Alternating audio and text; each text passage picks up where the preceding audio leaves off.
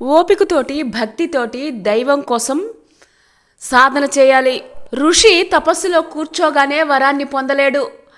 కొన్నేళ్ల పాటు సంఘ జీవనానికి దూరంగా అరణ్యంలో ప్రశాంతంగా తదేక దీక్షతో కూర్చొని ఇహలోకాన్ని మరిచిపోయి శరీరం చుట్టూ పుట్టలు పుట్టి అప్పుడు కానీ దైవ ప్రసాదిత వరం లభ్యం కాదు. చెట్టు కొమ్మన పువ్వు పూయగానే కాయలాగా పండులాగా మారదు. దానికంటూ కొంత కాల వ్యవధి ఉంది. కొంగ తన ఆహారమైన చేపను ముక్కున పట్టుకోవడానికి చెరువులో ఒంటికాలి జపం చేస్తుంది. సాధనమన పనులు సమకూరు ధరలోన అన్నాడు వేమన. సాధకుడు ఓపిక వెన్నెముక.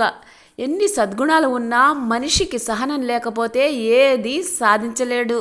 నవవిధ భక్తులకు శ్రద్ధ పునాది.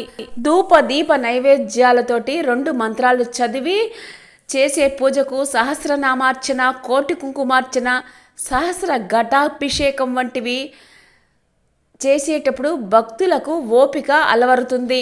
నియమ నిష్ఠలతోటి దేవుడిలో మనస్సు లయం చేసి నిర్వహించే పూజా విధానంలో ఒక్కసారన్నా భక్తుడి మనసు భగవంతుడిలో లీనమవుతుంది. మనిషిని జనన మరణాల నుంచి జయించేలా చేసి దేవుడిలో ఐక్యం చేసేది అంతటి భక్తి ప్రపత్తులే.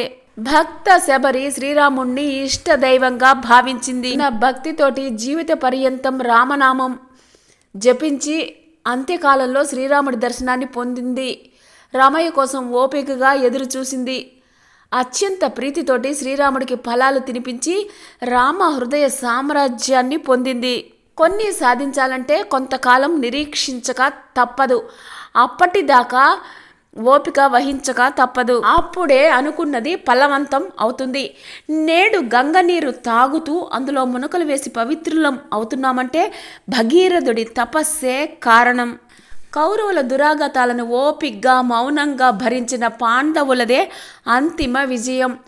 రాక్షసుల దమనకాండను కొంతకాలం ఓరిమితో భరించిన శ్రీ మహావిష్ణువు తన అవతార బలంతో వాళ్ళని తుదముట్టించాడు. శిశుపాలుడి 100 తప్పులు ఓపిగ్గా ఓర్చిన శ్రీకృష్ణుడు అతడి వాచాలత్వాన్ని సుదర్శన చక్రంతో అడ్డగిస్తాడు, శిరస్సును ఖండిస్తాడు. ఉత్తరాయణం గొప్పదనాన్ని లోకానికి తెలియచేయడానికి మహాభారత యుద్ధం తర్వాత భీష్మాచార్యుడు 46 రోజుల పాటు అంపశయ్య మీద ఓపికగా స్వచ్ఛంద మరణం కోసం వేచి చూశాడు.